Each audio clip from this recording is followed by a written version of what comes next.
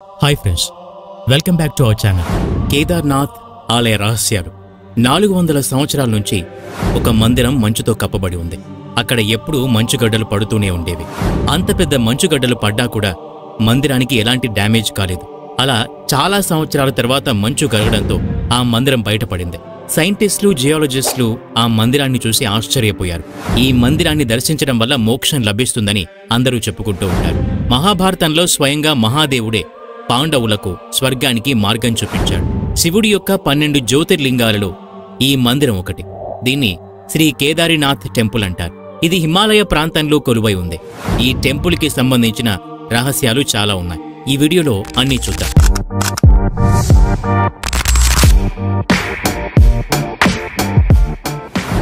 ఉత్తరాఖండ్ రుద్రప్రయోగ అనే చిన్న నగరం ఉంది. ఈ నగరం చాలా ఆహ్లాదకరంగా ఉంటుంది. కేదార్నాథ్ మందిరం ఈ నగరానికి చేరువలో ఉంది. భారతదేశంలో ఉన్న అత్యంత పురాతన ధార్మిక స్థానాల్లో కేదార్నాథ్ టెంపుల్ కూడా ఒకటి. కేదార్నాథ్ టెంపుల్ కోసం మొట్టమొదటిసారి 7వ శతాబ్దంలోని స్కంద పురాణంలో రాయటం జరిగింది.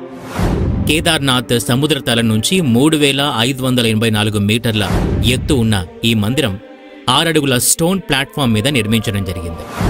ఈ మందిరం ఆవరణలో ఒక అందమైన నంది శిల్పం ఉంటుంది. నందికి ఎదురుగా మందిరం యొక్క ముఖ్య భాగం ఉంటుంది. ఈ ముఖ్య భాగంలో ఒక పెద్ద మండపం నిర్మించడం జరిగింది. మండప మధ్యలో గర్భగుడి ఉంది.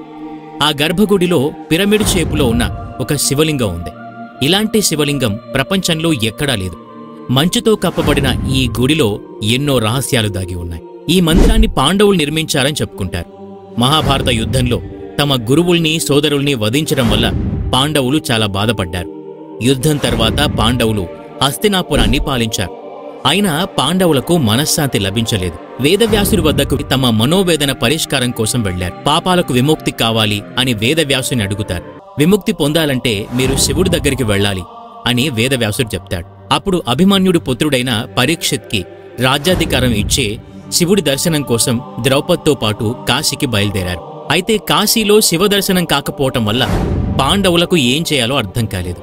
హలో శివుడి దర్శనం కోసం ఎక్కడికి వెళ్లినా అక్కడ శివుడు మాయమైపోయాడు.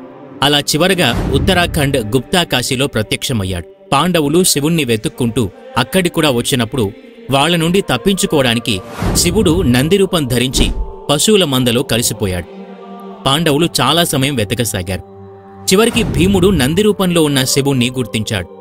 పాండవులు తమ వైపు రావడం చూసిన నంది రూపంలో ఉన్న శివుడు భూలోకానికి వెళ్లిపోవటం మొదలుపెట్టాడు. శివుణ్ణి ఆపడానికి భీముడు నంది వీపు బాగానే పట్టుకున్నాడు. కేవలం ఆ భాగం మాత్రమే భూమిపై ఉండిపోయింది. ఆ భాగమే పిరమిడ్ షేపులో ఉంటుంది. పాండవులు ఇదే శివలింగాన్ని పూజలు చేయటం మొదలుపెట్టారు. పాండవులు భక్తి శ్రద్ధలు చూసి శివుడు ప్రత్యక్షమయ్యాడు. శివుడు పాండవుల్ని క్షమించి స్వర్గానికి మార్గం చూపాడు. తర్వాత పాండవులు శివలింగం ఉన్న స్థలంలో ఒక మందిరం నిర్మించారు. మందిరాన్ని కేదార్నాథ్ మందిరం అంటారు.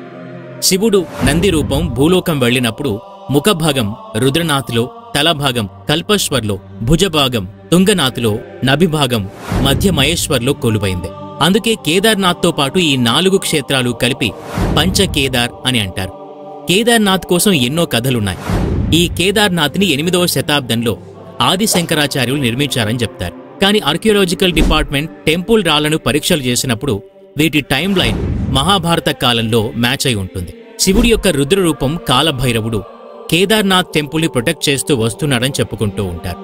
3 కళ్ళు, 4 చేతులతో, మెడలో కపాలమాలతో, మొదటి చేతిలో త్రిశూలం, 2వ చేతిలో డమరుకం, 3వ చేతిలో పాశం, 4వ చేతిలో పుర్రెని పట్టుకుని తన వాహనమైన కుక్కతో ఆలయాన్ని రక్షిస్తూ వస్తున్నాడని చుట్టుపక్కల వాళ్లు చెప్పుకుంటూ ఉంటారు. కేదార్నాథ్లోని ఉత్తరం వైపు 500 మీటర్ల దగ్గర బాబా భైరవనాథ్ టెంపుల్ ఉంది.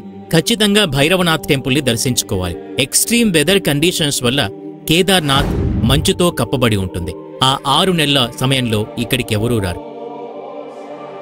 ద డిజాస్టర్ ప్రూఫ్ టెంపుల్ అని బాబా కేదారినాథ్ టెంపుల్ని చెప్పుకుంటారు.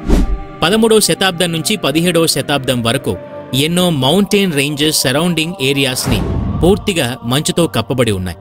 తర్వాత పెద్ద పెద్ద మంచుగడ్డలు పడుతూ ఉండేవి. ఆ ప్రాంతాలు డ్యామేజ్ అయ్యేవి. దీన్నే మినీ ఐస్ ఏజ్ అని అంటారు. 400 సంవత్సరాల క్రితం ఈ మినీ ఐస్ ఏజ్ ఉండేది. అయినా కేదార్నాథ్ టెంపుల్ మాత్రం చెక్కు చెదరలేదు. వడియా ఇన్స్టిట్యూట్ ఆఫ్ హిమాలయన్ జియాలజీకి చెందిన రిటైర్డ్ ప్రొఫెసర్ రవీంద్ర కుమార్ ఈ మందిరం యొక్క గోడల్ని స్టడీ చేశాడు. ఈ గోడల మీద ఉన్న కొన్ని ఎల్లో లైన్స్ ని గమనించారు. పెద్ద పెద్ద మంచుగడ్డలు ఆ మందిరాన్ని ఢీకొట్టడం వల్ల ఆ లైన్స్ ఏర్పడ్డాయని అతను చెప్పాడు. ఇక్కడ ఆశ్చర్యపోవాల్సిన విషయం ఏంటంటే కేదార్నాథ్ చెక్కు చెదర్లేదు.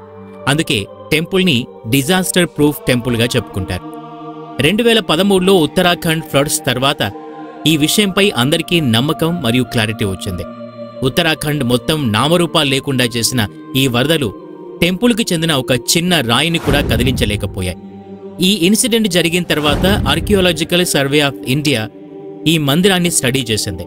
కేదార్నాథ్ డిజాస్టర్ ప్రూఫ్గా నిర్మించడం జరిగిందని చెప్పింది. ఈ మందిరంలో రాళ్లని కనెక్ట్ చేయడానికి ఇంటర్లాకింగ్ టెక్నాలజీ యూజ్ చేశారు. ఈ టెక్నాలజీ ద్వారా మందిరం గోడల్ని దృఢంగా కట్టారు. ఎక్స్టర్నల్ ఫోర్స్ ఎక్కువగా ఉన్నా కూడా గోడల్ని ఏమీ చేయలేదు. ఆశ్చర్యం కలిగించిన విషయం ఏంటంటే 90స్లో ఇంటర్లాకింగ్ టెక్నాలజీ డిస్కవరీ చేయటం జరిగింది. కానీ మన పూర్వీకులు ఎప్పుడో దశాబ్దం కిందట ఈ టెక్నాలజీ ఉపయోగించారంటే మన పూర్వీకులు మనకన్నా ముందే అడ్వాన్స్డ్ టెక్నాలజీ యూజ్ చేశారన్నమాట. ద మిస్టీరియస్ స్టోన్ కేదార్నాథ్ని డిజాస్టర్ నుంచి రక్షించడానికి కారణం ఒక రహస్య రాయి అని చెప్పుకుంటారు. జూన్ 16, 2013 ఉత్తరాఖండ్లో వచ్చిన వరదలు నగరాన్ని ముంచెత్తింది. కొండపై నుంచి పెద్ద పెద్ద బండరాళ్లు కింద పడ్డం మొదలయ్యాయి. దానివల్ల అన్నీ నేలమట్టమయ్యాయి. కానీ కేదార్నాథ్ టెంపుల్ లోపల దాగున్న ప్రజలు ప్రమాదం నుంచి తప్పించుకున్నారు. ఆ వరదల నుంచి తప్పించుకోవడానికి టెంపుల్లోకి పరిగెత్తుకుంటూ వెళ్లారు. తర్వాత ఒక పెద్ద బండరాయి వచ్చి టెంపుల్ ముందు పడింది. తర్వాత పడ్డ రాళ్లన్నీ ఆ పెద్ద రాయిని తగిలి విరిగిపోవటం, లేకపోతే పడ్డ రాళ్ళు దారి మళ్లడం జరిగింది. దీన్ని ప్రజలు చూసి ఆశ్చర్యపోయారు. ఆ బండరాయిని భీముని గదావలే ఉండటం వల్ల భీమ్ స్టోన్ అని పేరు పెట్టారు. ప్రతి సంవత్సరం కొన్ని లక్షల మంది కేదార్నాథ్ టెంపుల్కి వస్తూ ఉంటారు. ఫ్రెండ్స్, మన ఛానల్ని సబ్స్క్రైబ్ చేసుకోవడం మర్చిపోకండి. అలాగే ఈ వీడియోని లైక్ చేసి షేర్ చేయండి.